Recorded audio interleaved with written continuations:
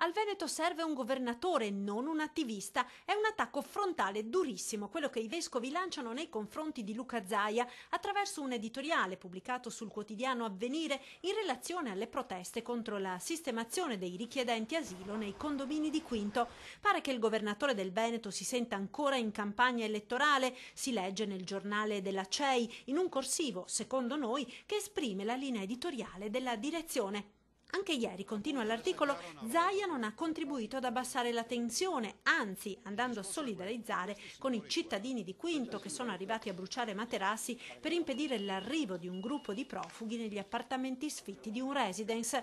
Ai vescovi in particolare non vanno giù alcune dichiarazioni del governatore. Questa non è una fase emergenziale, qui ci hanno dormito per 4 anni sopra ai problemi e questo è il risultato. Stiamo africanizzando il Veneto. Complimenti. Dichiarazioni tanto gravi, secondo la CEI, da rendere inascoltabili alcune buone ragioni di dissenso, ovvero l'inadeguatezza dei luoghi scelti in fretta e spesso senza badare al contesto.